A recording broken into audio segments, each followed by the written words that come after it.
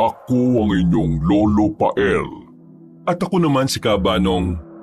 At ito ang aming kwento.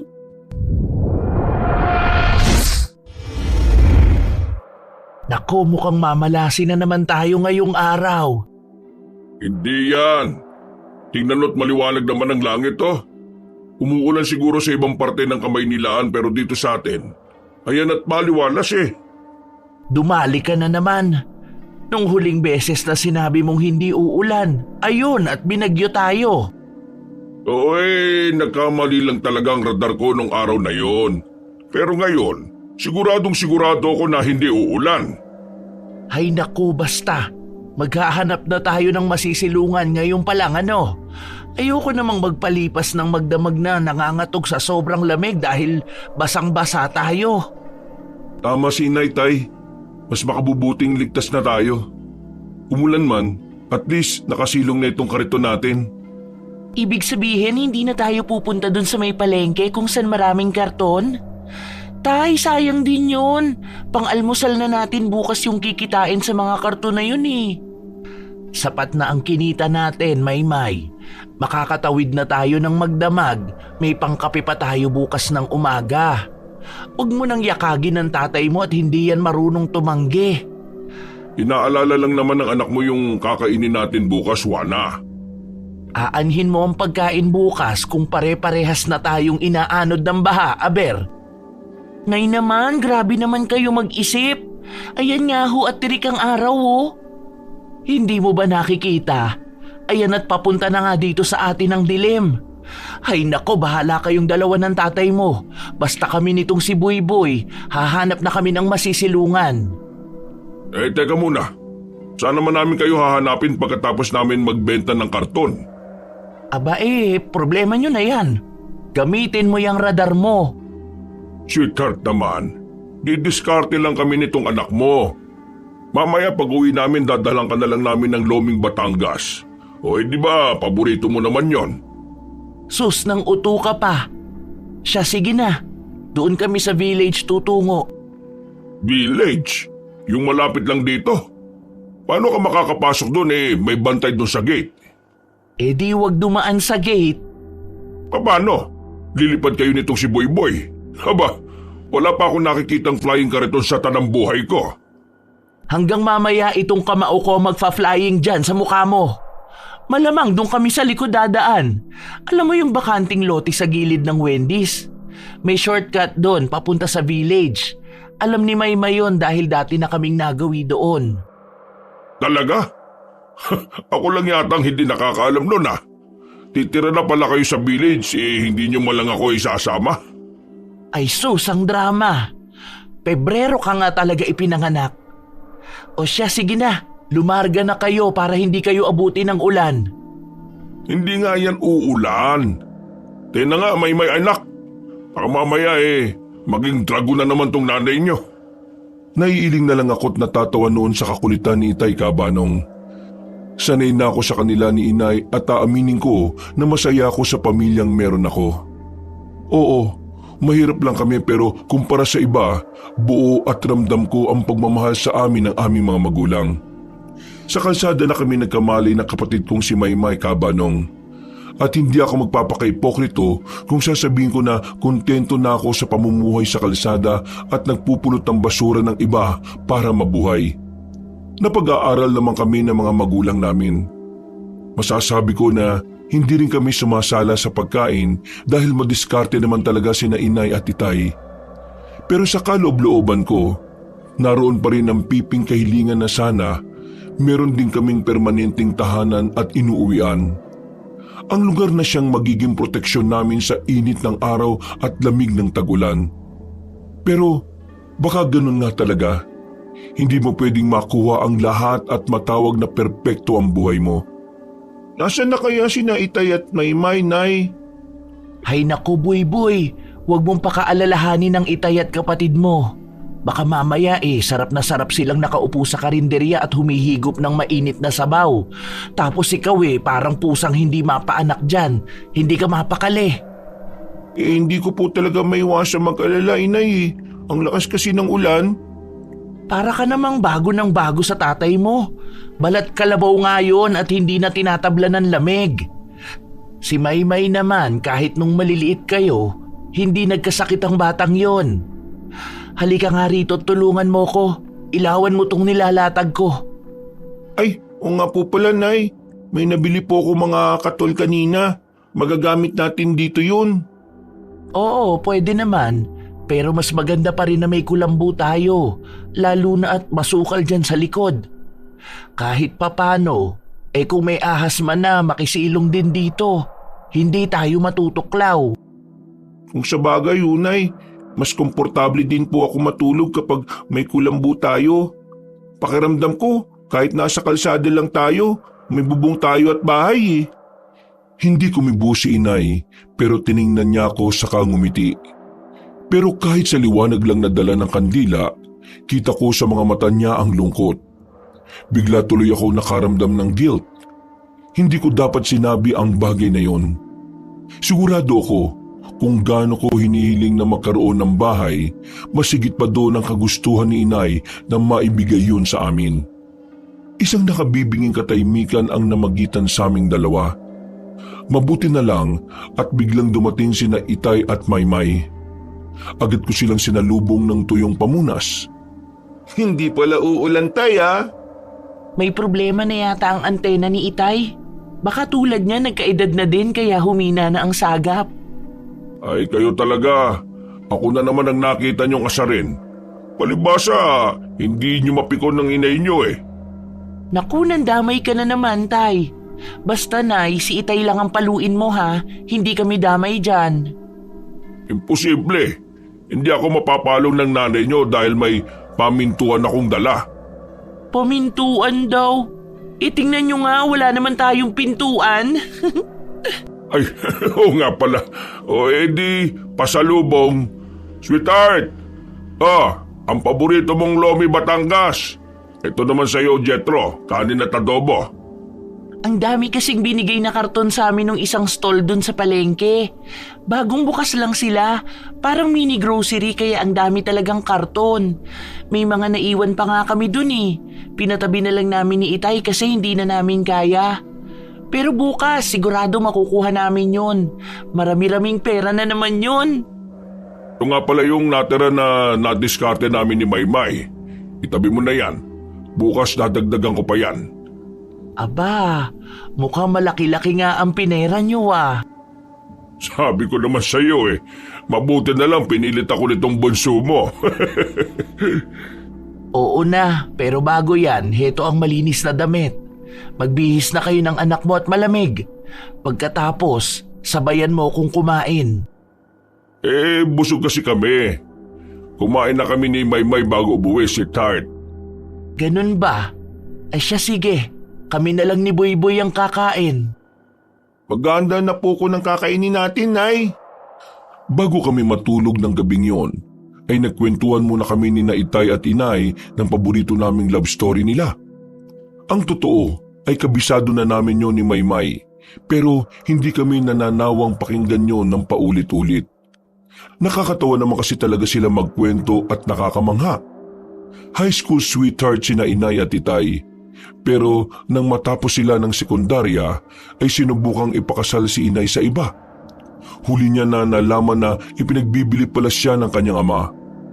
Balak pa daw sana siyang ipadala ng nanay niya sa malayong probinsya para lang mahiwalay siya kay Itay. Kaya namang gabi bago ang nakatakdang pag-alis ni Inay, tuluyan silang nagtanan ni Itay at buong tapang na nagpunta sa Maynila.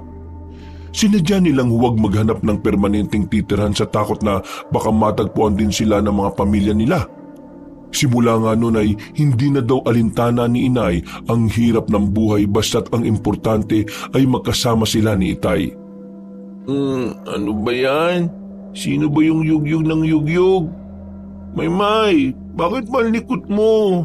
Boyboy? Boyboy! Maymay naman eh. Kita nang natutulog yung tao eh. May tao, boy! Ha? Tao? Nasaan? Wala naman ako nakikita. Ang dilim-dilim eh. Nasa labas na. Sa gilid ng pintuan. Naku naman oh. Ang hilig mo kasi magbasa ng comics na horror eh. Yan tuloy.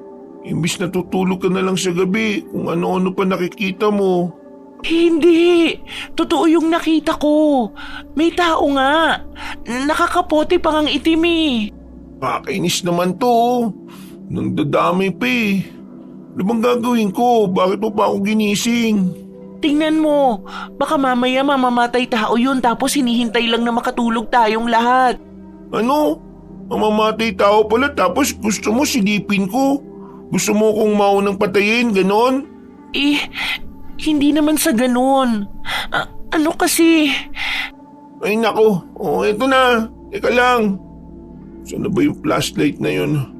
Ay, ito. Nasaan? Wala naman ah. Teka, saan galing yung flashlight mo? Nabili ko lang to kanina sa may bangketa. Ano, pwede na ba ako matulog ah? Sige, pero akin na yung flashlight. Ay nako, ayan na. Sa'yo na yan. Basta wag mo na akong gigisingin ulit ah. Oo na. Inis na inis ako kay Maymay ng gabing yun. Ang sarap pa naman ng tulog ko dahil malamig ang panahon. Inisip ko na baka bunga lang yun ng kanyang imahinasyon. Mahilig kasi talaga magbasa ng horror ang kapatid kong yun. Hanggang sa sumapit ang kinabukasan. Para sa pamilya namin, panibagong umaga na naman yun na kailangan naming itawid.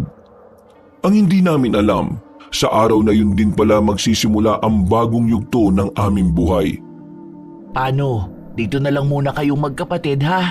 Maghahanap lang kami ng itay ninyo ng maaalmusal natin. Nasaan na nga ba yung lalaking yon? Teroy! Nasa likod yata, inay. Iilang daw po. Mauna ka na sa labas. Susunod ako doon. Siya sige. Buy, gisingin mo na yung si Maymay at iligpit nyo na yung mga gamit natin ha. Para mamaya pagkatapos nating mag-agahan, kaunti na lang ang aayusin natin bago tayo umalis. Kanina ko pa ho siya ginigising eh. Ayaw naman bumangon. Saka, puyat siguro siya, nay. Kung ano-ano kasi nakita kagabi. Nakita? Anong nakita? May lalaki daw ho dyan sa pinto.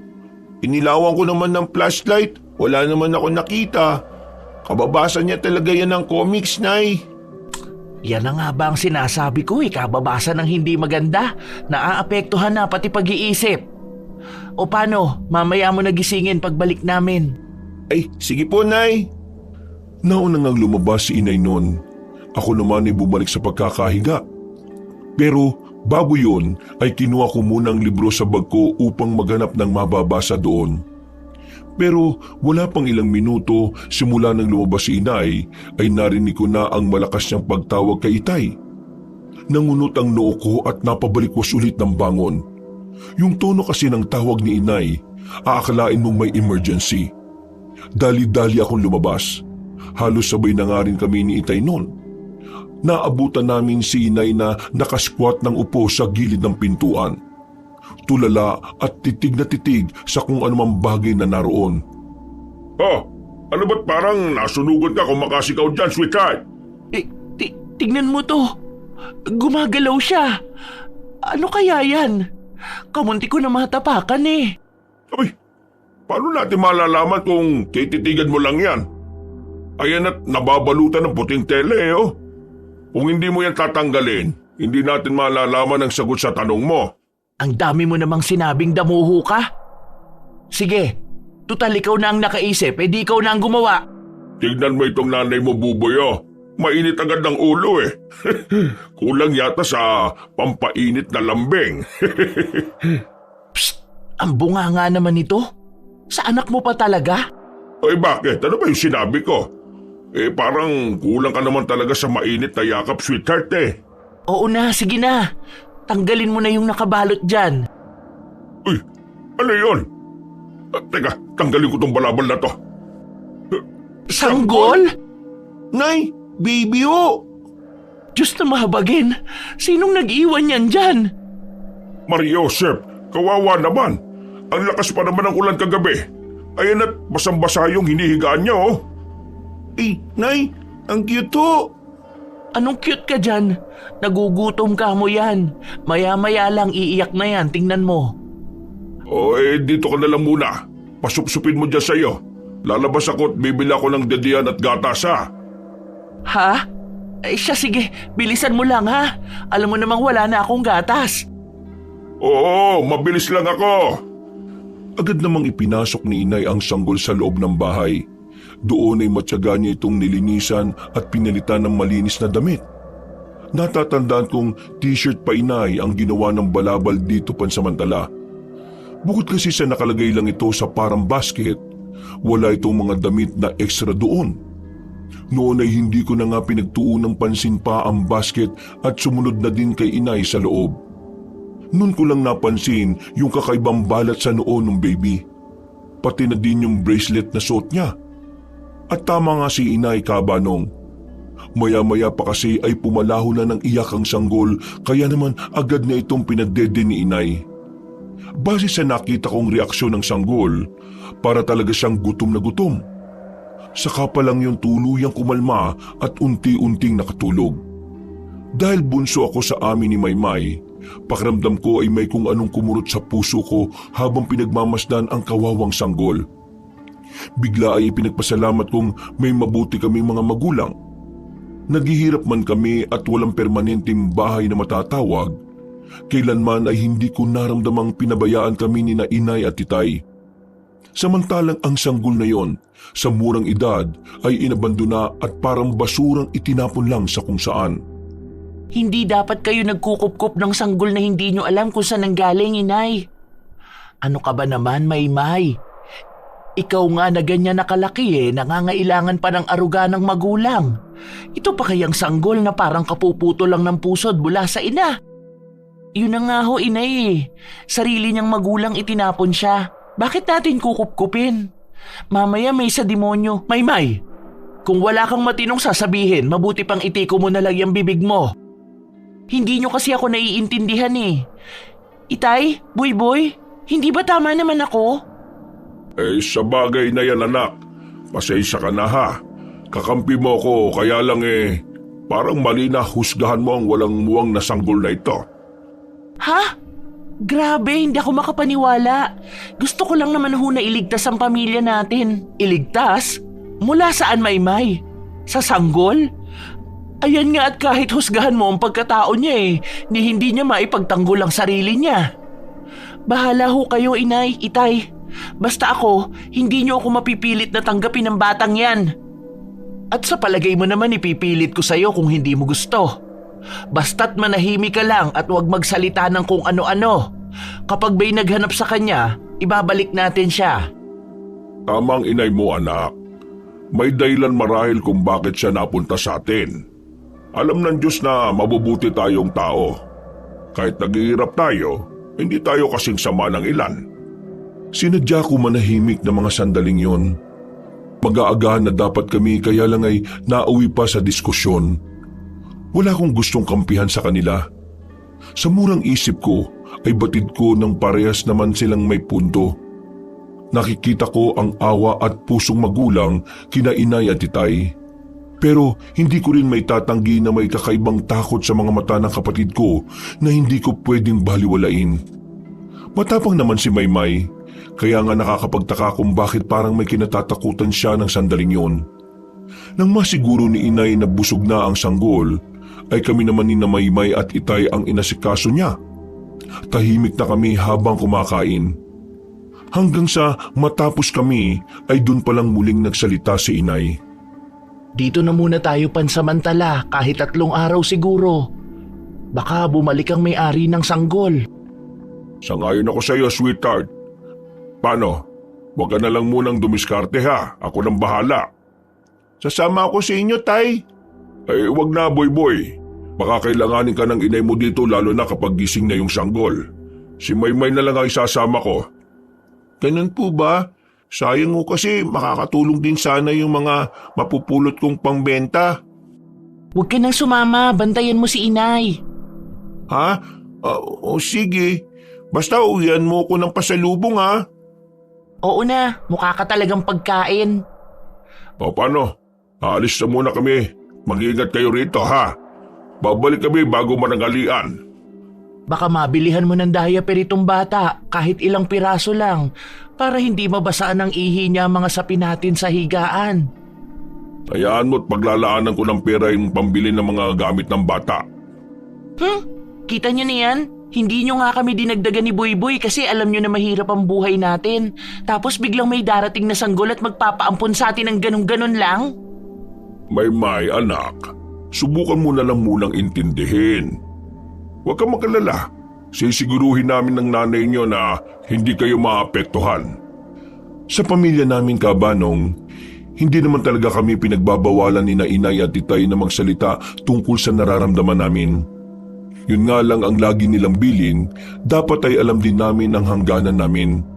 Hindi pwedeng magsasalita kami ng nakakabastos na sa kanila. Marunong pa rin dapat kaming magkontrol at isipin ng maraming beses ang isang bagay bago lalabas sa bibig namin. Inay, sa palagay ko, natatakot lang si Maymay. Sa palagay mo? Saan naman siya matatakot? Ay, hindi ko po alam eh. Parang napansin ko lang na takot siya sa kung anong bagay. Ganun ba? Hayaan mo, kakausapin ko na lang siya ng malumanay. Mas mabuti pa nga Nay. Ang alam ko naman mabait si Maymay sa mga bata kasi yung mga kasama namin na namumulot ng kalakal, madalas niyang tinutulungan at binibigyan ng sobra sa kalakal niya. Kaya nga nagtataka ako bakit parang ayaw niya ho dyan kay baby. Ay, o nga po pala Nay. Ano pong ipapangalan natin sa kanya? Pangalan? Oo nga ano? Sa palagay mo pwede natin siya bigyan ng pangalan? Siguro ho. Kasi nasa atin siya eh. Kung di natin siya bibigyan ng pangalan, ano itatawag natin sa kanya? Sa bagay. Sige, mag-iisip ako. Pwede ho bang ako magpangalan sa kanya, Nay? Oo naman. Ano bang nasa isip mo? Gustong-gusto ko po kasi yung pangalan na Sofia. Parang ang ganda-ganda eh. Bagay naman po sa kanya kasi tingnan niyo, mamula-mula ang balat niya tapos ang ganda-ganda pa niya. Sofia. Aba, magandang pangalan nga ah. Sige, simula ngayon, siya na si Piyang. Piyang? Piyang o, Inay? Oo. Di ba Sofia ang pangalan niya? Di Piyang ang palayaw. Ay, yun lang. Buti na lang maganda yung pangalan na ibinigay ko sa iyo, Baby Piyang. Kahit mantot yung palayaw mo. At least, maganda naman ang pangalan mo, di ba? Hoy, anong maantot ka dyan? Maganda nga eh. Piyang-piyang. Nako, ayan na nga. Dinoble na din ang tawag sa iyo. Ay, nako, pagpasensya mo na si Inay ha. Mahilig talaga siyang magdoble-doble ng tawag eh. Rico, Nay naman, bakit niyo ako inampas sa puwet? Mabuti lang yan sa'yo. Maiging at nakadapa ka na. Kaliit-liit pa ni Piyang eh, sinisiraan mo na ako agad. Totoo naman po yung sinabi ko, Nay eh. Oh, Inay, ayoko na po ha. Masakit yan. Talagang masasaktan ka. Hala sige, tumayo ka dyan at magsaing ka bago kita haplitin ulit nitong sanga ng bayabas. Mamaya lang eh, nandito na ang itay at ate mo. Mag-aalauna na nang dumating sina Itay at Maymay. May dala na nga si Itay noon na isang malaking balot ng diaper pang baby. Bukod doon ay may isang lata pang gatas na kasama. Gulat na gulat kami ni Inay kung saan galing ang pinambili niya noon. Kahit anong isip ko kasi ay alam kong hindi kakasya ang pagbebentahan ng kalakal. Si Maymay naman ay wala pa rin pagbabago ang ekspresyon sa muka. Bagamat hindi na siya mukhang galit, wala naman akong mabasang emosyon sa mukha niya. Isa-isa niyang inilabas mula sa plastik ang dala nilang ulam ni Itay. Agad na nagwala ang tiyan ko nang kumalat sa buong bayang pamilyar na amoy. Ulam na kay tagal ko ding inasam na matikman. Manok? Pritong manok ba yan, May? Wala ka bang mata? Wow! Fried chicken nga! Ang sarap naman yan! Inay, kakain na ako! Manong magsando ka na nang sabay-sabay tayong makakain. Maigi pa nga habang tulog ang bata. Siya ang ating Piyang, Teroy. Piyang? Aba, magandang pangalan. Ikaw bang nagpangalan sa kanya, sweetheart? Palayaw langan sa akin. Itong si Buyboy ang nagbigay ng pangalang Sofia sa kanya. Ah, ganun ba? Bagay naman sa kanya ano? Oo. Pero teka nga, bago ko makalimutan, saan kayo kumuha ng pambili ng lahat ng yan? Hindi ka maniniwala, sweetheart. Alam mo, sa palagay ko swerte sa atin ang batang yan. Dumating lang siya puro grasya na inatanggap natin Hindi ko matukoy ang tinutumbok mong lalaki ka. Ako nga idiretsuhin mo, ano? Ay, teka ha? Oh, eto, tignan mo. Ang kapal naman ng perang yan, Teroy! Nagnakaw ka ba, ha? Nang hold up? Shh! Ano ka ba? Hindi. Bakit ko naman gagawin yon? Eto, bigay to ng isang lalaki. Nakasakay siya sa magarang sasakyan. Naawa daw siya sa amin dahil nakikita niya kaming babad sa ulanan nitong anak mo habang namumulot ng basura. Inutusan niya akong mamili sa palengke. Pagbalik ko, binigyan ako ng isang plastik. Akala ko nga kung ano laman Nagulat ako, maraming pera. Gamitin ko daw sa tama at sa pamilya ko. Talaga? Abay, napakabait naman ng lalaking yon. Ano bang pinabili sa'yo? Ay, maraming atay ng baboy at dugo Magdidinuguan yata sila para sa isang komunidad. Akalain mo, ang daming pinabili, puro laman loob. Sigurado ka ba na hindi sila masamang tao, Teroy? Hindi. Paniwala ka sa akin. Mabait siya magsalita, sweetheart.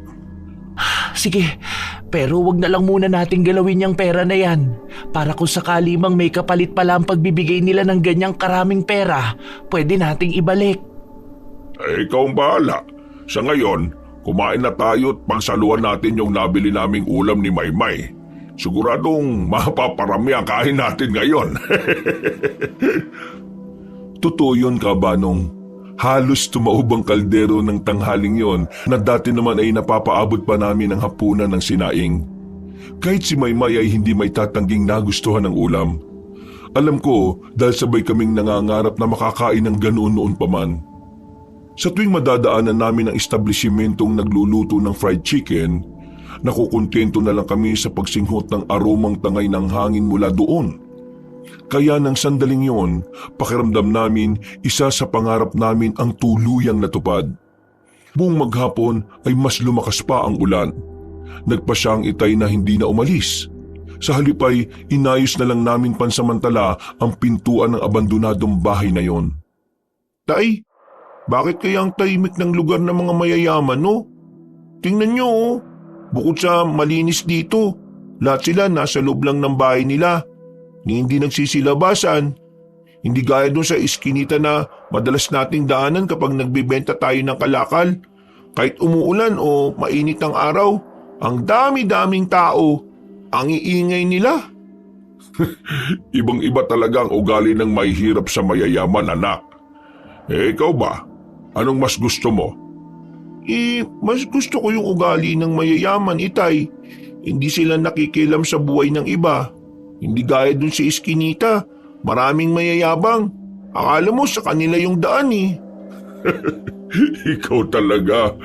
Kaya magsikap ka para sa ganitong lugar mo maitira yung magiging pamilya mo. Walang ingay, walang nagbuburahan, at malayo sa masasamang impluwensya. Nako, kayo muna ninay ang ititira ko sa ganito, itay, no? Hindi ako magpapamilya hanggat hindi pa kayo sa ganito nakatira, ninay. Ay sus, ikaw talaga Akin na nga yung tali para matapos na tayo dito sa tolda na ito. Ay, ito po itay O sige, hilahin mo at hawakan maigi ha. Ay, oo nga pala Boy. Ipapaalala ko lang na hindi mo kami obligasyon ng inay mo. Ang gusto namin, pagbutiin niyo ang mga buhay ninyo para sa hinaharap. Alam naming nasa maganda kayong kalagayan. Oo na po, tay. Lagi naman po ninyong sinasabi yan Pero ang gusto namin ni Maymay, maging maayos ang buhay natin balang araw. Itay, hindi lang kami. Dapat pati kayo. Ay, teka. Tay, may tao ho. Tao? Saan? Baka isa sa mga nakatira dito. Siguro, pero bakit sa likod ng puno siya lumabas, Tay? Ano? Likod ng puno? Ikaw talaga. Hayaan mo na sila. Nakikisilong lang tayo dito eh. Huwag mong tingnan at baka paalisin tayo ng wala sa oras. Tay, para kasing sa bahay na to siya nakatitig eh. Ay, yan na nga ba sinasabi ko eh. Huwag mo kasi silang tingnan. Teka, nasan ba? Andun oo. Oh, nasan na yun? Wala naman eh. Ikaw talaga oh. Ay nako, mabuti pa halika na sa loob. Pagsasaing pa tayo para sa hapunan eh. Kakamot-kamot na lang akong sumunod kay Itay Kabanong. Bago tuluyang pumasok ay muli kong binalikan ang tingin ng katapat naming bahay. Doon nga ay nakita ko muli ang lalaking nakakapote ng itim. Sinubukan ko siyang kilalanin pero hindi ko magawa. Natatakpan kasi ang mukha niya dahil sa suot niyang hood sa ulo. Nakita ko siyang naglakad ulit pabalik sa malaking puno bago tuluyang naglaho doon. Kinabahan ako, Kabanong. Ewan ko ba pero pakiramdam ko may hindi normal sa kanya. Kalaunan ay ipinili ko na lang ang ulo at hindi na yon inintindi pa. Hindi ko kasi ugaling mag-isip ng kung ano-anong bagay lalo na kung ikatatakot ko lang yon. Nang lumatag na ang dilim ay nakaiga na rin kami at nagpapahinga. Pipikit-pikit na sanang mata ko nang bigla na lang umiyak si Piyang. Shhh! Ano bang problema ng piyang na yan? Halika, kakargahin kita ha. Hindi kaya nagugutom ang bata, sweetheart? Ano ka ba naman, Teroy? Nakita mong kakapadede ko pa lang eh. Malinis na rin naman siya dahil pinalitan ko ng diaper. Baka nilalamig. Kung yakapin mo kaya siya sa dibdib mo, hindi ba't ganun yung mga sanggol? Eto na nga, kahit malamig nagsando ako para maramdaman niya ang balat ko. Teka Teroy. Teroy, madali ka! Tingnan mo nga kung namamalikmata lang ako. Bakit? Anong meron? Yung noon niya, parang nakita kong kumislap sandali. Parang nagliliwanag na hindi ko mawari. Nagliliwanag yung noo? Paano mangyayari yun? Hindi ko nga alam eh. O ayan, tingnan mo. Abay, oo nga. Ano yun? Inay, ang baho ho. Nakakasuka ang amoy. Parang nabubulok na mapangit, amoy dumi ng baboy. Hindi, may paparating. May paparating, Inay, Itay. Nang biglang may ingay kaming narinig mula sa likuran ng bahay. Malakas ang ulan pero dinig namin ang mga nag-uunahang yabag. Paikot-ikot yun sa amin na sinasabayan pa ng mayat-mayang hagok ng animoy baboy. Nakiramdam kami. Ungot pa din ang ungot si Piyang noon. Pakiramdam ko ay tulad namin natatakot din siya. Halos mapasigaw naman ako nang bigla na lang may malamig na palad ang humawak sa braso ko. Si Maymay pala. Nang tingnan ko siya ay baka sa mukha niya ang pag-aalala at takot. Gayunpaman ay naroon pa din ang natural niyang tapang. Tatayo sana siya nang pigilan siya ni Itay.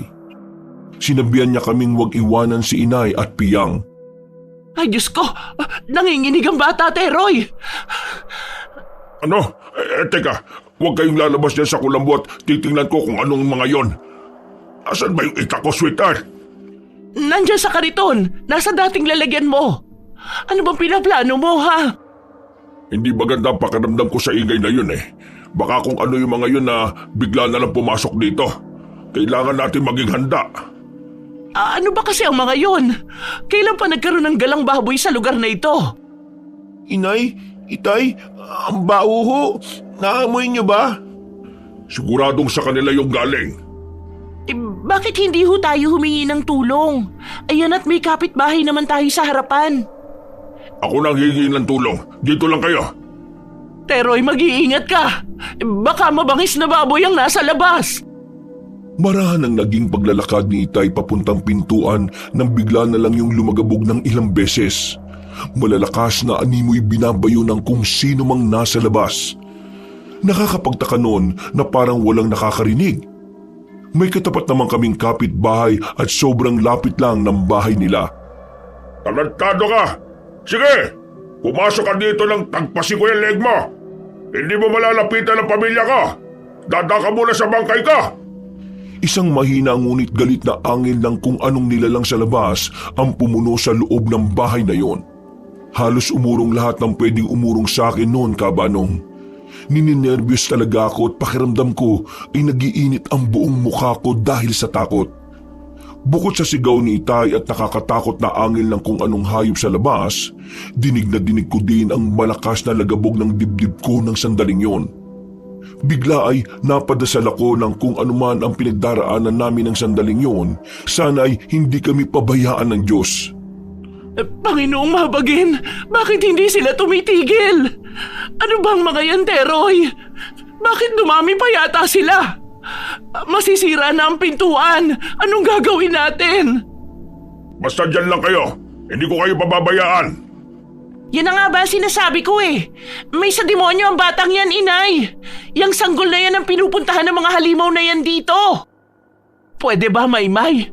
Nagagawa mo pang husgahan ng sanggol sa ganitong sitwasyon? Bakit pa kasi bulag na bulag kayo sa katotohanan, inay? Ako lang ba ang nakakakita ng totoo rito? Sinabi kong manahimik ka na! Namalaya na lang namin na nasa loob na ng bahay ang dalawang malaking baboy na kulay itim. Halos walang kumikibo sa amin noon.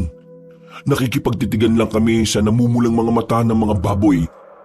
Nakikiramdam sa gagawin nilang pag-atake. Nang walang ano-ano'y bigla na lang tumayo si Maymay. Hindi siya napigilan ni inay nang bigla niyang kunin ang sanggol mula sa bisig nito at ilapit yun sa dalawang baboy. Gulat na gulat kaming lahat sa ginawa niya. Maging ako ay hindi makapaniwala na makakaya niyang gawin yon sa isang musmos na sanggol. Pero mukhang tama siya. Ang sanggol nga talaga ang target ng mga kakaibang baboy. Sasakmali na sana ng isang baboy si Piyang nang bigla na lang sumugod si Itay, dala ang itak niya.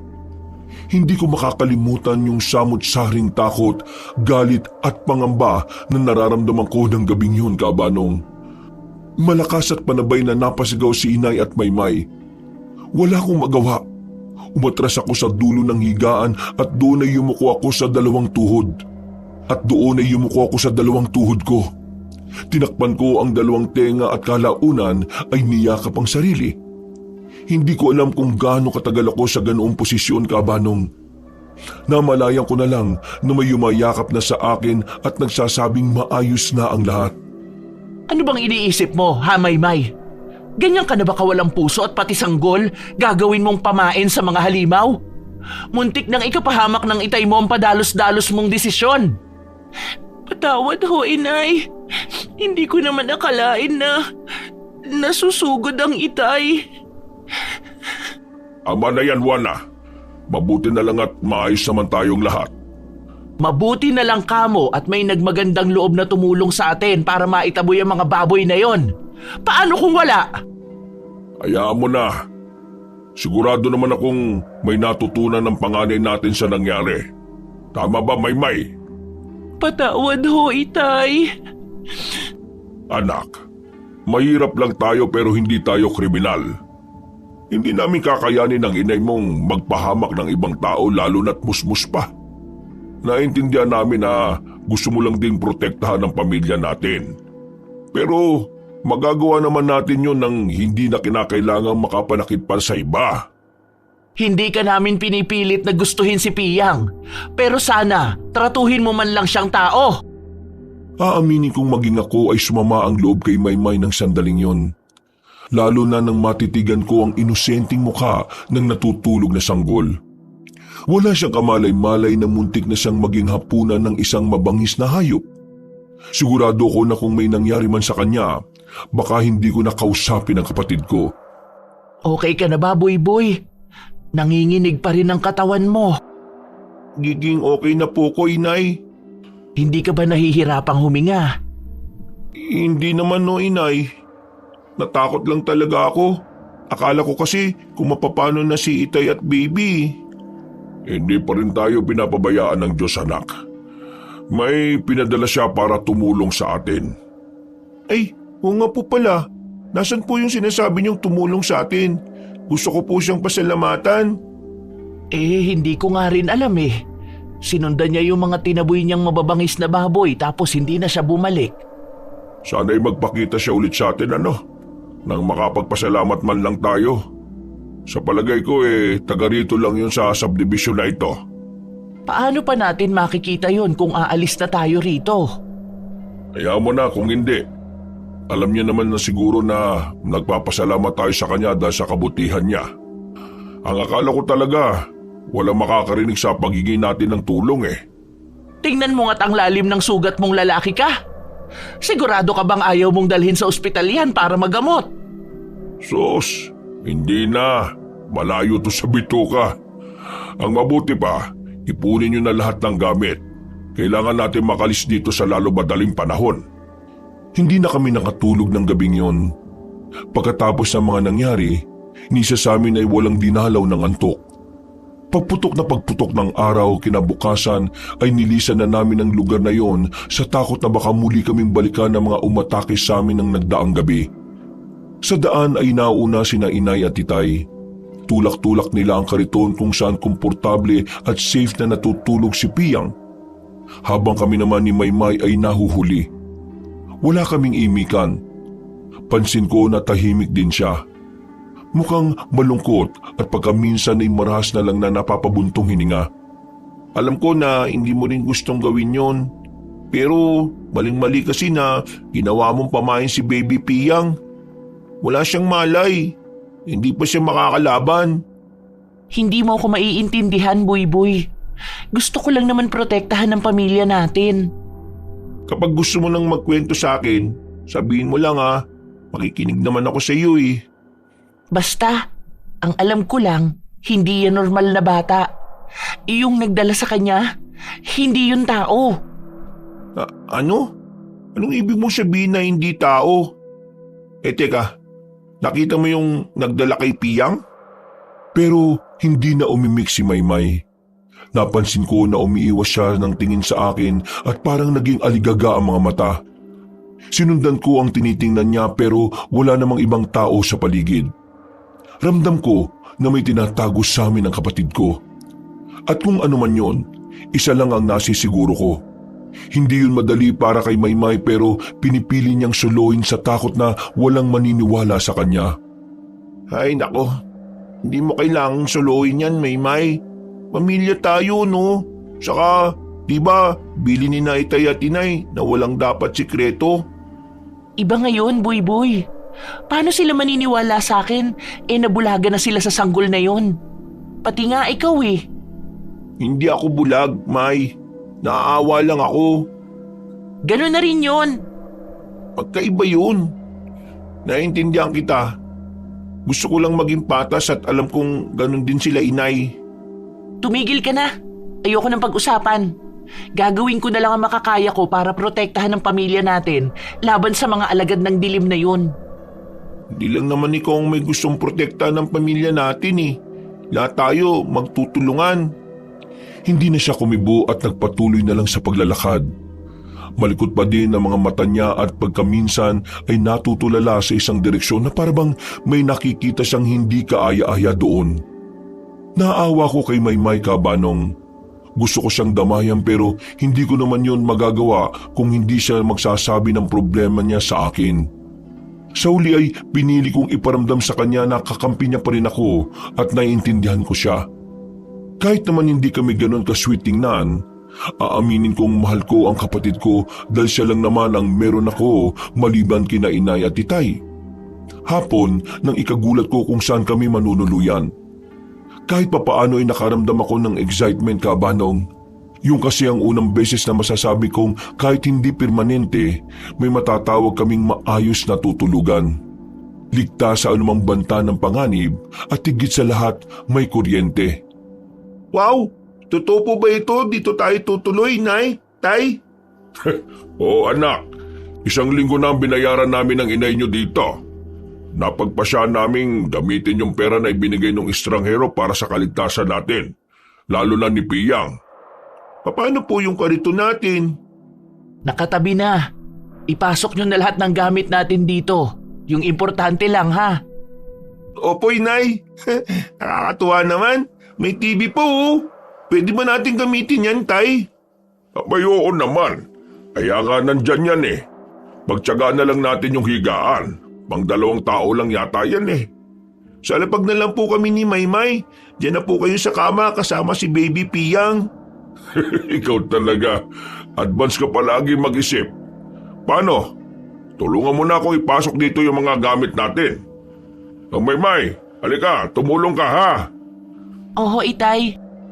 Sa daan ay hindi ko maiwasang kulitin si Maymay. Hindi ko kasi mapigilan ng saya na nararamdaman ko. Pero hindi tulad ng dati na sasabayan niya ang kakulitan ko. Nang sandaling yon ay naiirita siya. Kung hindi niya ako babaliwalain, titingnan naman niya ako ng masama o hindi kaya ay hahampasin niya ang daliri kong sumusundot sa tagiliran niya. Tumigil ka na nga, Boy. Isa pa, babaliin ko na yung daliri mo. Sungit mo naman. Masaya lang naman ako eh. Ikaw ba hindi? Anong nakakatuwa dito? Kahit saan naman tayo magpunta, masusundan tayo ng mga halimaw na yon. Ano bang sinasabi mo? Maayos yung tutuluyan natin, hindi butas ang bubong. May matibay na pintuan at mga bintana. Kahit sundan tayo ng baboy na yun, hindi na nila tayo basta-basta mapapasok. Saka madaming tao. Baka bigla silang maging lechon kapag dito tayo inatake ng mga yun. Ewan ko sa'yo, puro kabiro. Ikaw naman tong pinakaduwag sa atin. Tumabi ka nga dyan. Bilisan mo na nang matapos na tayo. Sus, di mo pa aminin. Alam ko namang masaya ka, no? Mapapanood mo na yung paborito mong soap opera tuwing gabi. Hindi naman masasabing maganda ang lugar na yon. Ang totoo ay luma nang ang tingnan. Pero kumpara naman sa nakasanayan naming tulugan, masasabi kong di hamak na mas matino yun at para sa akin maganda at kumpleto sa lahat. Hindi na namin kinailangan tumakbo sa gasolinahan kapag kinakailangan naming maligo o magbawas dahil may sariling banyo sa loob ng kwarto. Hindi na din namin kailangan kumain sa karinderya para lang makanood ng TV ng libre kahit ilang minuto lang dahil may sarili din yung TV. Mga bagay na matatawag ko ng luho para sa musmus kong kaisipan noon. Tay, nakikita mo po ba yung lalaki sa may di kalayuan? Ha? Lalaki? Sino? Saan? Andun o, nakatayo sa katapat na establishmento. Nasaan na ba? Natakpan ho ng dumaang sasakyan. Parang siya yung lalaki na nakita ko kahapon habang nag-aayos tayo ng trapal dun sa sirambahay sa may subdivision eh. Talaga? Nasaan ba? Ayan, umalis na yung sasakyan. Bakit wala naman ako makita? Nawala na naman ho siya, Tay. Nakakapagtaka lang.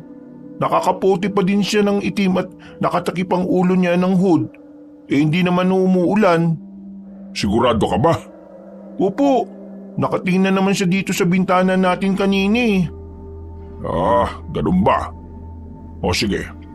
Ang mabuti pa isara mo na yung bintana at manood ka na lang ng TV.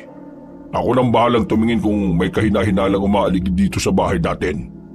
Sige po, Tay. Hindi talaga maganda yung pakiramdam ko sa kanya eh. Akala ko kahapon kapitbahay lang natin dun eh.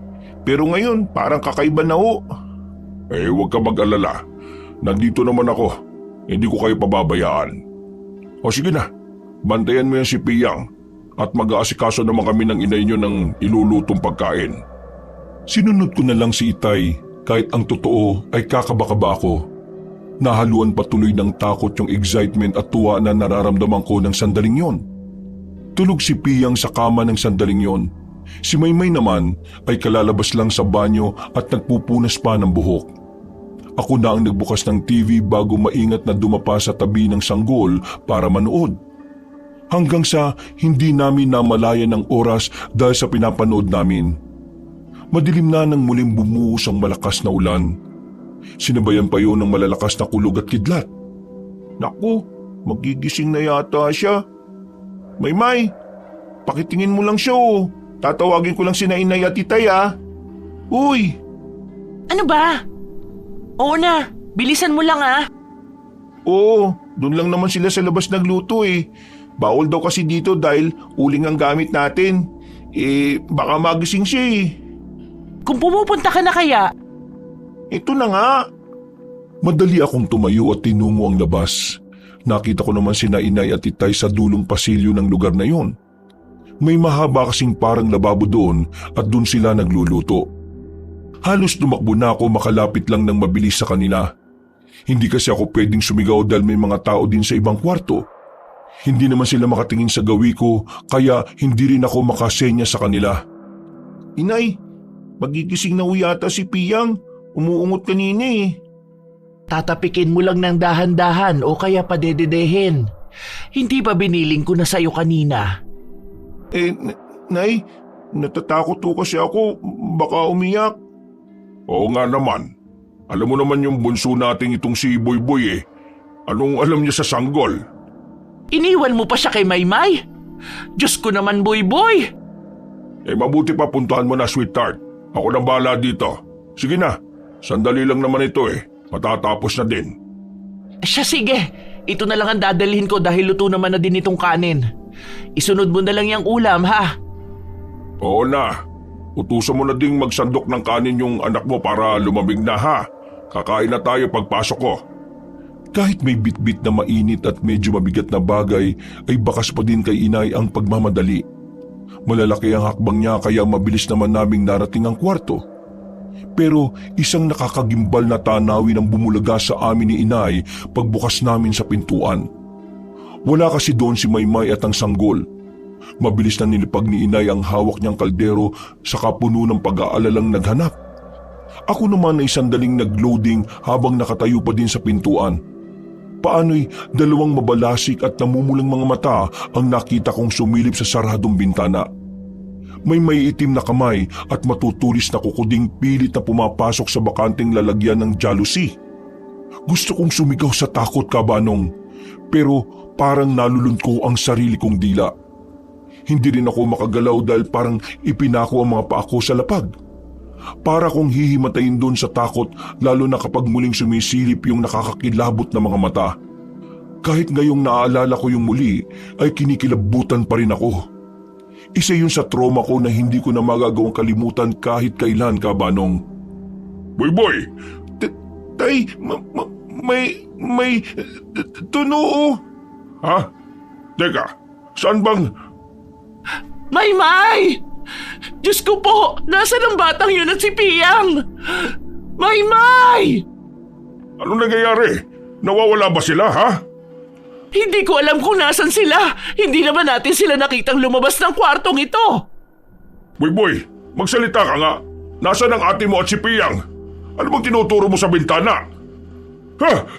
Balugang may malaking mata. May baluga. Ano yun, ha? Alimaw! Alimaw siya, tay! Siya yung kumuha kina Maymay at Piyang! Ano? Ano bang sinasabi ninyo, ha? Natahimik at napatigil sa pagsasalita si inay nang tuluyan niyang makita kung ano ang nasa labas ng bintana. Kalaunan ay pumainlan lang sa loob ng kwarto ang malakas at nakakatakot na sigaw ng nilalang. Pagbuka nito ng bunganga ay natanaw namin ang matutulis nitong mga ngipin. Pero hindi ko inaasahan ang susunod na ginawa ni Itay. Habang umaangil at nakanganga ang halimaw ay sinabuyan niya ng asin ang bibig nito. Kitang-kita ko kung papaano yun umusok. Habang yung angil niyang galit na galit ay dagling napalitan ng angil ng pagtangis. Mabilis itong kumilos na animoy hindi magkandaugaga kung paano papawiin ang sakit na nararamdaman. Hanggang sa tuluyan siyang mawala sa tapat ng bintana. Saka pa lang kami nakahinga na maluwag. Pero para makasigurong ligtas na kami ay buong tapang na sumilip si Itay sa bintana at sinigurong wala na ang kung anumang nilalang sa paligid. Maya-maya ay may narinig silang malakas na iyak ng sanggol. Si Piyang! Iyak ni Piyang yun, hindi ba? Oo, tama ka. Nandito lang yung iyak niya. Pero, nasaan sila? Maymay! Maymay! Wala na yung halimaw. Pwede na kayong lumabas ni Piyang. Alam kong nandyan ka lang at pinoprotektahan mo siya. Sa ilalim ng higaan. Naroon sila. Doon ko naririnig ang iyak. Oo nga, tama ka. Oh, ayan na si Piyang. Maymay, anak. Wala na ho ba yung halimaw na gustong makapasok dito, Itay? Wala na, anak. Anong ginagawa niyo dyan sa silong? Naisip ko po kasi kapag may nangyari sa kanya, baka ilagay niyo na naman ang sarili niyo sa panganib. Kaya heto, prinotektahan ko na lang siya mula sa halimaw na yon. Kahit kagagaling sa nakakakilabot na senaryo ay kusang gumuhit ang ngiti sa labi ko. May parte ng isip ko ang nagpapasalamat pa dahil iniwan ko si Piyang kay Maymay. Nang sandaling yon ay umaasa ko na yun na ang simula para maging malapit sila ng kapatid ko. Samantala, agad namang sinarhan ni Itay ang butas sa bintana.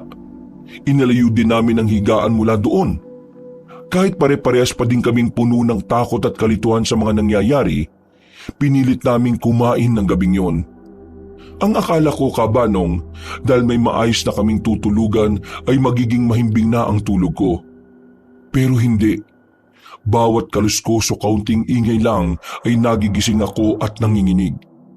Yun na nga yata ang tinatawag nilang trauma. Hanggang sa napansin kong parang hindi rin mapakali si Maymay. Hindi ka rin makatulog? Paano ako makakatulog? Ang daming nakapaligid sa atin. Ano? Anong nakapaligid? Nakita mo? Hindi ko kailangan makita, Boy. Simula ng kupkupinin na Itay at Inay ang sanggol na yon, dumating na rin sila. At dumarami pa. Hindi kita maintindihan, Maymay eh. Mga nilalang sila ng dilim. Alam ko dahil sobrang bigat ng enerhiya nila. Sukang-suka ko.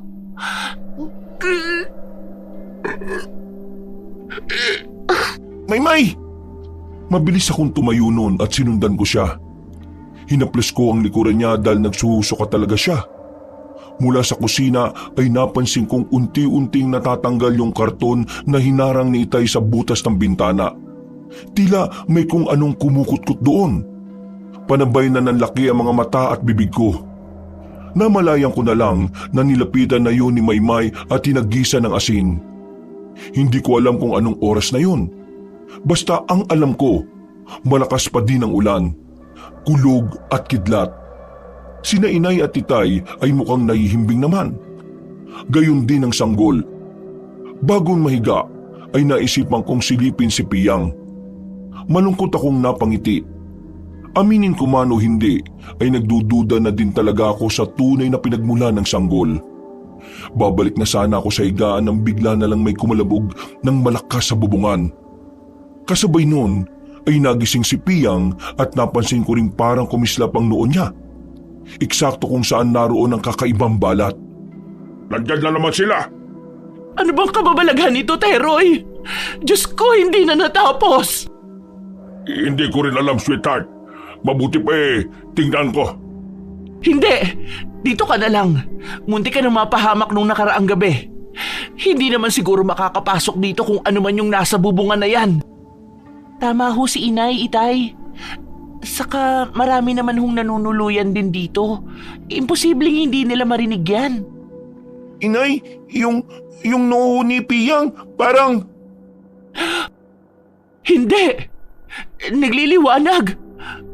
Anong nangyayari? Kasabay noon ay may magkakasunod na angil na mga nilalang sa bubong at labas ng bintana na sinundan pa ng alulong na mga aso ang narinig namin.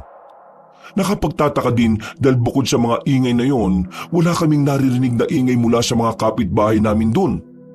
Hanggang sa tila may nagkagulo na sa bubong. Parang mga pusang nag-aaway. Ganun na ganun ang kalabugan nila. Naghabulan at tila mga nasasaktang mga angil.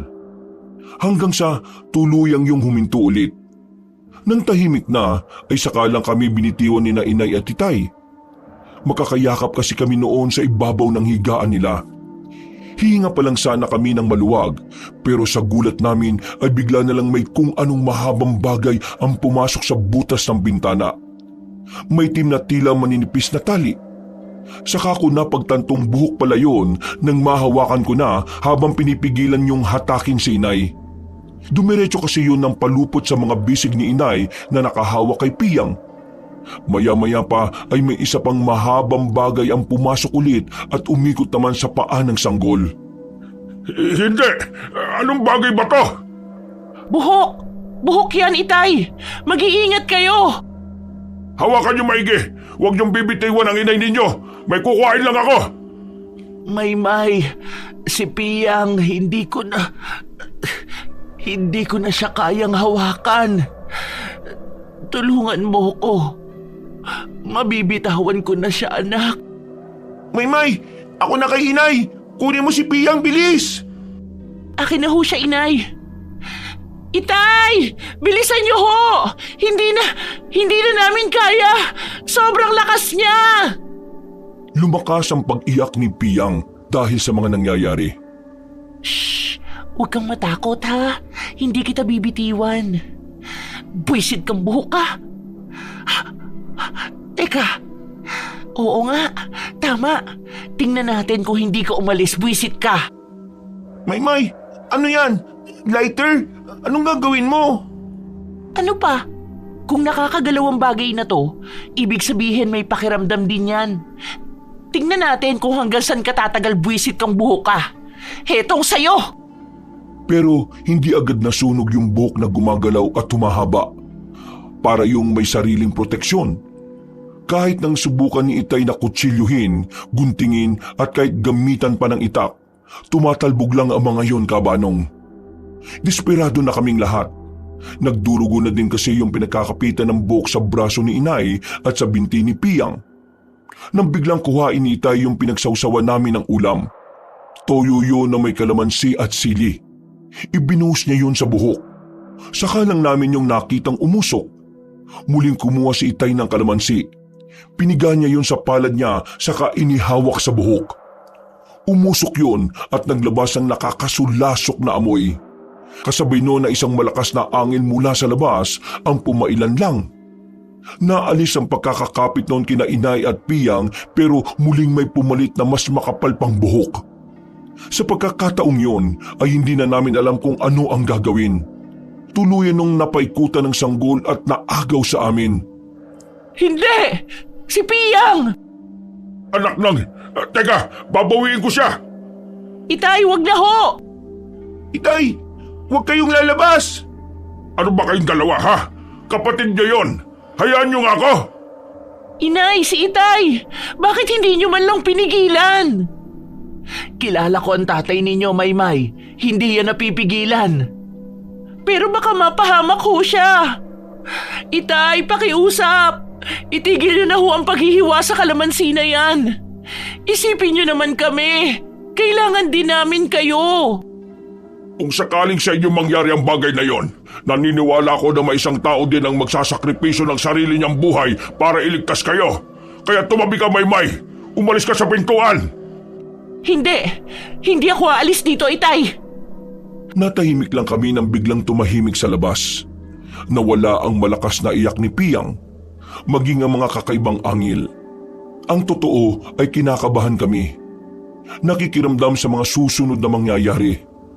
Sa likod ng isip ko noon, kahit masakit isipin, ay inakala ko na natangay na si Piyang ng kung anumang halimaw na yon. Umiiyak na ako nang sabay-sabay kaming napasigaw dahil biglang may kumatok sa pintuan. Malalakas yun at sunod-sunod. Nahintakotang napatras si Maymay mula doon. Si Itay naman ay buong tapang na lumapit sa pintuan. Kahit sinesenyasan namin siyang huwag yung buksan ay hindi siya nakinig sa amin. Hinawakan niya ng maigpit sa kanang kamay ang itak saka unti-unting pinihit ang seradura. Nakaamba ng itak ni Itay nang mapagbuksan ang nakatayong bulto. Hawak noon sa mga braso si Piyang. Piyang? Sino ka? Ikaw? Pakiusap. Pwede bang pakikuha ng sanggol? Ha? Oo naman. Akin na si Piyang. Maraming salamat. Itay! Nawalan siya ng malay! Teka! Duguan ang ulo niya! Wala! Sweetheart! Madali ka! Kunin mo si Piyang at tutulungan ko ang binatang ito na maipasok sa kwarto natin. Dali! Ano? Pero Itay! Boy, tulungan mo ang Itay mo. Ikaw naman, Maymay, ayusin mo ang higaan. Bilis! Ho! Kumilos ka na! Oo, Inay. Itinatago ko lang ang nararamdaman kong kaba ng gabing yun, Kabanong. Kahit nanginginig ang katawan ko ay pinilit kong makalapit kay Itay upang tulungan siya. Hindi ako pwedeng magkamali. Siya yung lalaking madalas kong nakikitang nakatitig sa bahay. Yun na yun ang suot niya. Pero kung totoo ang hinala namin na iniligtas niya si Piyang laban sa mga halimaw, mali ang hinala ko na masama siyang tao. Ang isiping yun na lang ang tuluyang nagpakalma sa akin kahit sa likod ng isipan ko alam kong may kakaiba sa kanya. Paano natin siya magagamot, Nay? Wala tayong kahit ano dito para sa sugat. Bahala na. Basta't ang importante, malinisan ang sugat niya at mapigil sa pagdurugo. May kape naman dyan. Yan na lang siguro muna ang ilagay natin sa sugat niya. Tama ka. Ako na ang maglalagay nito sa sugat niya pagkatapos yung linisin. Wow! Itay! Tingnan mo yung suot niyang damit oh. Kakaiba! Ang tigas! Bakal yata to eh. Para siyang sundalo nung sinaunang panahon. Hindi nga normal yan. Baluti yan, anak. Taga saan kaya tong taong to? Bakit niya tayo tinulungan? Naalala ko na, Teroy. Ganyan na ganyan ang suot nung tumulong din sa atin sa subdivision nung inatake tayo ng malalaking baboy. Hindi kaya siya yun? Hindi malabo, sweetheart. Tinulungan niya tayo ngayon eh. Hindi kaya guardian angel siya ni Piyang, inay? Oo nga pala. Kumusta si Piyang? Maayos naman na siya. Nakapagtataka lang kasi ang alam ko, may sugat siya sa binti kanina. Nung tiningnan ko, wala na eh. Wow! Baka pinagaling din siya nitong guardian angel niya. Hindi yan guardian angel, Buy-Buy. Isa yang alagad ng dilim. Sila ang dahilan kung bakit tayo sinusundan ng mga halimaw na yon. May.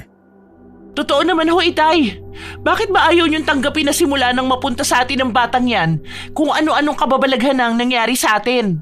Dati hindi naman ganito ah. Kahit saan tayo matulog, kahit sa sementeryo pa nga, wala naman nakakakilabot na nangyari sa atin. Ako lang ba talagang nakakakita ng mga nangyayari? O ayaw niyo lang ho tanggapin?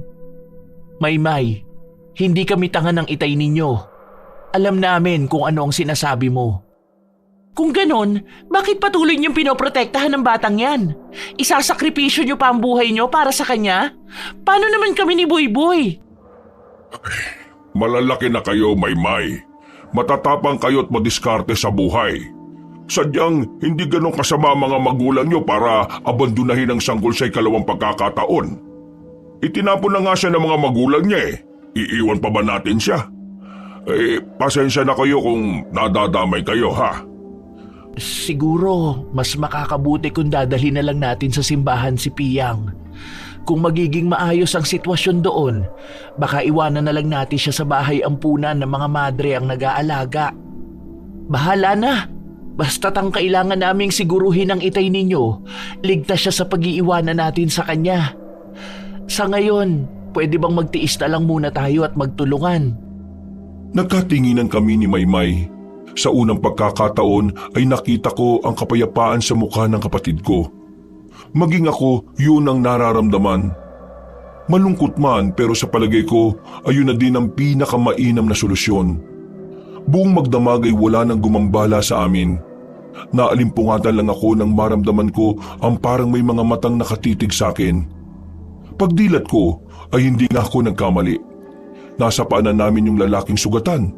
Nakatayo at mataman lang na nakatitig sa amin. Napasigaw pa nga ako dahil sa gulat. Nakatalokbong na naman kasi ang ulo niya ng hood ng suot niyang kulay itim na kapa. Gising ka na pala, iho. Kumusta pakiramdam mo? Maayos na ho. Pasensya na at naabala ko yata yung tulog niyo. Ay nako, hindi naman. Ang totoo inaantay nga talaga kitang magkamalay. Nakaidip lang ako. Teka, yung sugat mo parang nasa na? Gumaling na ho. Ano ka mo? Paano nangyari yun sariwa pa yung kanina? Ganun ho talaga. Sa oras na makapagpahinga ko, kusa na rin ho yung gagaling. Ha? Ay, ganun ba? Oo nga pala, nagugutom ka ba? Hindi ho. Nauuhaw? Hindi rin ho. Maraming salamat ho.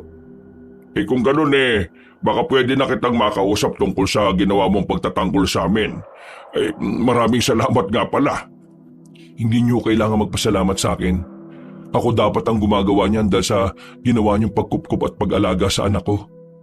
Anak mo? Anak mo si Piyang? Oo. Yun ang palayaw na ibinigay namin sa kanya. Sofia ang totoong pangalan niya. Itong si Buyboy ko ang nagbigay nun sa kanya. Pero, totoo ba? Anak mo siya? Paano at bakit mo inabando na sa labas ng sirang bahay na yun? Paano kung hindi namin siya nakita? Delikado yun. Sweetheart, Pasensya na ho kayo.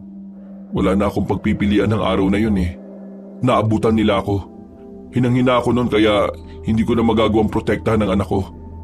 Kailangan ko siyang iwan at ilayo sa akin para maprotektahan habang inililigaw ang mga kalaban. Kalaban? Bakit ka may kalaban? Yun ba yung mga kakaibang nilalang na nanggugulo sa amin? Pasensya na ho. una pa lang alam ko nang may kakaiba. Pwede ka bang maging tapat sa amin, iho? Tama ang asawa ko. Kailangan naming malaman kung ano ang mga kinakalaban namin. Mga aswang ho ang mga yon. Ang totoo, mga kalahi ko ho sila. Halos malulun ko ang dila sa narinig ng sinabi ng lalaki, Kabanong. Sina inay at itay naman ay makahulugang nagkatinginan. Gaya ko ay hindi makapaniwala sa mga narinig nila. Pakiramdam ko, pati mga laman loob ko ay nanginginig ng sandaling yon. Makailang beses akong napalunok habang titig na titig sa lalaki. Aswang. Isa siyang aswang na nagkukubli sa katawan ng tao para makisalamuha sa amin. Nang mapatingin ako kay Piyang na nooy payapang natutulog, parang piniga ang puso ko, Kabanong. Hindi ko matanggap na ang ganong kaamo at kagandang muka ay may ikinukubling dugo ng isang halimaw. Sinasabi ko na nga ba eh. Nung gabi pa lang na nakita kita sa labas ng bahay na yon, alam ko nang halimaw ka at ang sanggol na yan. Patawad hindi ko rin gustong mapatpat sa lugar na ito eh. Pero tulad ng mga magulang mo na hindi kayo kayang pabayaan, hindi ko rin pwedeng hayaan na lang ang anak ko. Papatayin siya ng kalahi ko. Gagawing alay dahil hindi nila matanggap na ang susunod na magmamana ng trono ay hindi purong dugo ng aswang. Anong ibig mong sabihin na magmamana ng trono at hindi purong dugo ng aswang?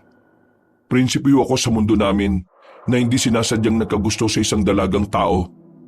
Palihim kaming nagmahalan at nagbunga ngayon ng isang sanggol. Napatay na nila ang mahal kong si Ana. Matapos maisilang yung anak namin. Alam kong hindi sila titigil hanggat hindi nakukuha ang anak ko. Kailangan ko siyang protektahan laban sa kanila. Pero kailangan ko ng tulong niyo. Huwag mong idamay ang pamilya namin sa gulo ninyo. Paano kung may isa sa amin na napahamak? Mapapalitan mo ba ang buhay namin? Maymay, ano ko ba naman? Hindi ka ba naawa sa kanila? Hindi dapat kinakaawaan ng mga halimaw, Buyboy. Hindi mo ba alam na pagkain lang tayo ng mga yan? Nagkakamali ka, Iha. Hindi namin pinakikialaman ang lahi ninyo. Kung ganon, bakit ka nakialam ng dalaga sa mundo namin? Binuntis mo pa. Ikaw ang gumawa ng problema mo. Lutasin mong mag-isa. Anak, maayos siyang nakikiusap sa atin. Maaring hindi mo naiintindihan kung saan siya nanggagaling dahil hindi ka naman isang ama. Iho, ano bang pangalan mo? Jetro, yun na lang hong itawag niyo sa akin. Jetro, ako si Teroy. Ito naman ang asawa kong si Juana. Si Buyboy ang bunso kong anak at si Maymay ang panganay namin. Ikinagagalak ko hong makilala kayong lahat.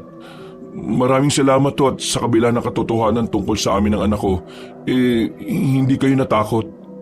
Ay, kung alam mo lang, iniisip na lang namin itong asawa ko na matatapos din ang panggagambala ng mga yun sa amin. Kaya lang mukhang hindi ka agad-agad ano? Huwag ko kayo mag-alala. Gagawin ko ang lahat ng makakaya ko basta maprotektahan ko lang kayo. Sa ngayon, kailangan ko lang munang panahon. Pipilitin kong kumbinsin ang aking ama. Alam kong nasulsulan lang siya ng tiyuhin ko walang problema sa amin, Jetro. Ang kailangan ko lang matibay-tibay na proteksyon.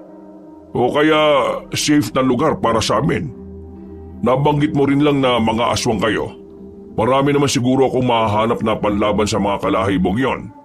Abay, sikat na sikat kayo sa mga kwentong bayan. Ay, Diyos ko. Hindi pa rin ako makapaniwala sa mga nangyayari. Ang akala ko sa telebisyon lang nangyayari yung mga ganito eh. Hindi nagpaabot ng liwanag si Kuya Jethro doon at umalis na din. Pero bago yon, may sinabi siya sa aming ligtas na lugar kung saan kami pwedeng manatili pansamantala. Pero hindi tulad ng naunang plano, hindi na itinuloy ni na Inay at Titay ang pananatili sa lugar na yon ng 1 linggo. Kinaumagahan lang ay muli kaming naglakbay papunta sa lugar na pinag-usapan ni na Itay at Kuya Jethro. Seryoso ho ba kayo, Inay, Itay? Iiwanan talaga natin dito itong kariton? Wala tayong magagawa, Maymay. Hindi naman pwedeng isakay yan sa bus. Bakit ba kasi kayo naniniwala sa lalaking yon? Isa ho siyang halimaw. Hindi kayo dapat nagtitiwala sa kanya. May, pakiusap naman anak. Kahit ngayon lang pabayaan mo kami magdesisyon ng inay mo. Itay, itong kariton na ho ang naging tahanan natin. Bakit basta na lang natin iiwanan dito to? Paano kung mawala yung mga gamit natin dyan? Sinisiguro ko sa iyong hindi mawawala mga yan, ha? Ligtas dito. Kung maiwan na lang kaya ako dito para bantayan itong karito natin. Hihintayin ko na lang na... Hindi pwede, Maymay. Sige na, kunin mo na lahat ng importanteng gamit na gusto mong kuhanin. Sasama ka sa amin, walang maiiwan dito. Walang nagawa si Maymay kung hindi ang sumunod kay Inay. Iba na kasi ang tono ni Inay noon. Mas istrikto pa siya kay Itay at aaminin kong mas nakakatakot siyang magalit. Ramdam ko ang pagtutol sa bawat kilos ng kapatid ko. Sinubukan ko siyang lapitan at pagaanin ng loob pero nainis lang din siya sa akin. Ang totoo ay hindi ako sanay na may samaan ng loob ang bawat isa sa amin, Kabanong. Hindi kasi talaga yun nangyayari noon. At si Maymay, sa edad na 15 ay talagang marunong siyang mga tuwiran at ipaglaban ang para sa kanya ay alam niyang tama. Hindi naman kalayuan mula sa pinanggalingan namin ang bayan kung saan kami bumaba. Mabundok nga lang ang lugar na yon at isa sa mga bundok doon ang inakyat namin. Hindi naman kataasan at narating namin ang tinutukoy ni Kuya Jethro na isang treehouse. Doon ay kumpleto na ang mga gamit. Nakita rin namin ang ilan sa mga sandatang panlaban sa mga aswang. Totoo nga. Nakakalungkot lang at hindi na nila nagawang tirahan ng lugar na ito. Nakakapanghinayang. Pinagandaan talaga nilang dalawa ang pamumuhay malayo sa kanya-kanya nilang pamilya, no? Parang tayo, sweetheart. Nga lang sina Jethro at Ana sadyang hindi pinalad. Nakakalungkot na kwento ng pag-ibig. Ay, sinabi mo pa. Hindi bale. Siguruhin na lang natin na magkakasama ang mag-ama kahit wala na si Ana. Lalo na itong si Piyang. Dapat lumaki siya sa isang masaya at ligtas na paligid. Matibay ang bahay na yon, Kabanong. Tunay na nakakamangha. Gawa sa makakapal at hindi basta-bastang kahoy. Sa isip ko noon ay yun na ang pinakaligtas na lugar para sa amin. Pero nagkamali ako. 3 magkakasunod na gabi sa magkakaibang lugar, talagang hindi kami nilubayan ng mga halimaw. Mas malala nga lang ang gabing yun dahil may mga lumilipad na paikot-ikot sa bahay. Nang subukan kong silipin sa bintana ay halos himatayin ako. Nakakatakot ang mga itsura nila. Pero nakakapagtaka ay hindi nila magawang lapitan ng bahay. Mag-iingat ka sa gagawin mo, Teroy. Ano ka ba naman, sweetheart? Nandito lang tayo sa loob ng bahay sa kakapa ninervyos ng kanyan. Mas malala nga yung nandun tayo sa subdivision Talagang wala akong sandata. At ginawa mo pang nakakatawa ang sitwasyon ngayon? Ayan at nagkalat sila sa labas. Ninenervyos ako dahil sobrang taas ng bahay na to. Paano kung... Hindi tayo mapapano. Maniwala ka, ha? O kayo, bilisan niyo ang pagbabalat ng bawang. Itay, gusto kong gamitin itong tirador. Akin na lang mo ito, ha? Aba, kaya mo ba? Kailangan mong buksan ng bintana para gamitin yan. Kaya ko, Itay. Huy, sigurado ka ba sa sinasabi mo? Sinabi na ngang oo, Oras na para lumaban tayo. Ha? Saan ka naman humugot ng tapang mo, ha? Kay Kuya Jethro, Ang angas niya kaya. Sus, kaya pala halos maihi ka nung malaman mong aswang siya. Hindi ikaw nga yung galit na galit eh. Ano ba kayong dalawa? Nagagawa niyo pa talagang magtalo? Tayo na ho, inay, sa loob ng kwarto. Kaya na nila Itayan at Buyboy. Tama ang anak mo, sweetheart. Kami na dito, sige na. Nang maisuot ni Itay yung magiging proteksyon niya sa katawan, lumabas na siya dala ang buntot pagi. Ako naman ay ginamit ang tirador. Yung bawang ang ginawa kong pinakabala saka ako tumapat sa bintana. Tinarget ko yung mga palipad-lipad na animoy malalaking paniki doon. May ilang beses na wala akong natamaan. Pero nang may isa akong masapol ay nakita kong halos mangisa yun sa ere bago nahulog. Hindi ko inaasahan ang sumunod na nangyari. Biglang sumugod yung mga kasamahan niya. Mabuti na lang at mabilis kong naisara yung bintana. Nga lang ay naiwan ko si Itay sa labas. Sa ilang sandali ay para akong naniga sa kinatatayuan ko. Susunod sana ako kay Itay at lalabas ako pero mabilis niya akong pinigil. Walang patid niyang hinampas ang buntot pagi ang bawat nilalang na lumalapit sa kanya. Pero sadyang marami ang mga yun. Hanggang sa inakala kong mawawala na sa amin si Itay, isang mas malakas na nilalang ang bigla na lang lumapag malapit sa kinaroroonan niya. Sa kamay ay may bitbit itong isang bagay na nang makita ng mga kalaban ay mabilis silang nagpulasan. Kuya Jetro, ikaw nga kuya. Ano yung hawak mo? Ulo ba yan? Pasensya na kung kailangan mo pang makita to, Buyboy. Oo, ulo ito ng tsuhin kong ganid. Ulo ito ng tsuhin kong ganid. Tapos na. Nanalo na ako. Wala nang gagambala. Naku tay, si Kuya Jetro. Teka sandali. Tulungan mo akong alisin ang suot ko. Diyos ko, malalim ang sugat niya sa tiyan at dibdib. Sige, ipasok natin siya sa loob, bilis. Gagaling naman siya kagad, di ba tay? Oo, yan din ang pinaniniwalaan ko.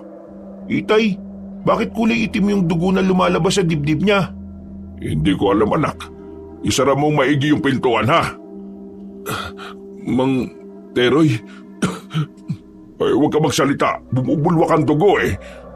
Bilang kapalit ng kalayaan ng anak ko, isinusuko ko na ang trono ko at ang mutya matapos kong mapatay ang tiyuhin ko. Heto, tanggapin niyo ang munting regalo ko. Pakiusap, palakihin niyo sa isang masaya at ligtas na lugar si Sofia. Pakisabi na mahal namin siya ng kanyang ina. Ano po sinasabi mo ha? Pilitin mo mabuhay para sa anak mo, Jetro. Ikaw ang dapat na nagsasabi niya sa kanya. Masaya ho akong susunod kay Ana. Nagawa ko. Magiging ligtas na ang anak namin. Maraming salamat ho sa inyo, Mang Teroy. Tapusin niyo na ho yung paghihirap ko. Eto, isaksak niyo na sa dibdib ko. Pakiusap. Si Jetro na ang humawak sa kamay ni Itay noon at saka idiniin sa sarili niyang dibdib ang maliit at kulay gintong kutsilyo. Unti-unti ay naging usok at itim na abo ang katawan ni Kuya Jetro. Tahimik akong lumuha ng sandaling yon, Kabanong. Sa napakaikling panahon na nakilala ko si Kuya Jetro, pakiramdam ko ay nagkaroon ako ng isang mabait na kuya. Kaya naman sa tapat ng abo niya ay nangako ko na poprotektahan ko si Piyang sa abot ng aking makakaya. Dito na ho tayo titira? Paano yung... Huwag ka mag-alala, anak. Iuuwi namin dito ni Buyboy yung kariton natin. Nagkasundo na kami ng inay niyo na dapat siguro magkaroon na tayo ng permanenteng bahay na mauuwian. At ito na nga yun. May malapit na eskwelahan sa ibaba, konting lakad lang. Isa pa, napakaganda sa lugar na ito. Payapa at tahimik ang pamumuhay. Ano sa palagay ninyo? Sa akin, ayos lang ho, inay. Ang importante, magkakasama tayong lahat. Pwede naman akong maghanap na ulit ng mga bagong kaibigan sa ibaba ng bundok eh. Ikaw, Maymay. Ay, oo nga pala. Eto, binilang kita ng nauuso ngayong gamit. Ho? Teka, cellphone ho ba yan, Itay? Yung ba yung tawag dyan? Napansin ko kasi kahit nung nasa Maynila pa tayo may mga ganyang gamit ang mga kadalagahan doon. Sobra-sobra naman yung ibinigay na gantimpala ni Jethro para makapagsimula tayo ng bagong buhay. Basta, gamitin mo sa tama yan ha. Wow! Iingatan ko ho talaga ito, Itay. Maraming salamat po. Ang daya naman, bakit si Maymay lang, Tay? Nagtampo ka pa naglalaro ka pa nga ng mga sipit sa damit. Inay talaga mas gusto ko silang tau-tauan Kaya nga yun na lang muna ang atupagin mo. Si Maymay dalaga na yan. Dalaga na ba yan, Nay? Parang bata pa din kong magmaktol. Alam na. Baka toyo din ang ginagawang juice ni Maymay gaya ng inay ninyo. Aray! Tinga ko naman, sweetheart. Huwag yung patilya ko. Hinila mo naman Toyo pala ha? Halika nang matikman mo kung anong lasa ng sinasabi mong juice. Sa ngayon ay 15 anyos na si Piyang Kabanong. Pakisang maganda, masiyahin, mabait at may takot sa Diyos na tulad namin ni Maymay. Ni minsan na hindi namin pinaramdam sa kanya na iba siya. Sa awa ng Diyos ay hindi rin namin nakikitang apektado siya ng kakaibang lahi na meron siya. Mas close na nga ho pala sila ngayon ni Maymay kumpara sa akin. Nakakasundo kasi sila sa napakaraming bagay lalo na sa pangaasar sa akin. Maayos na ang buhay namin sa kasalukuyan. Nakatapos na si Maymay ng kurso niyang education habang ako naman ay tinatapos pa ang napili kong kursong criminology. Hindi madali ang naging dahilan ng malaking pagbabago sa buhay namin. Pero aaminin kong ipinagpapasalamat ko ang karanasang yon. Hindi lang dahil sa gantimpalang nakamtan namin, kung hindi dahil alam kong hindi lahat ng tao ay nabibigyan ng pagkakataong maranasan ng ganon. Tunay na kapag mabuti ang hangarin sa pagtulong, ibabalik ng doble o triple pa ng mundong ito ang kabutihan sa iyo. Hanggang dito na lang ang may babahagi ko sa inyo, Kabanong. God bless po sa inyong lahat ng inyong mga tagapakinig. Wakas.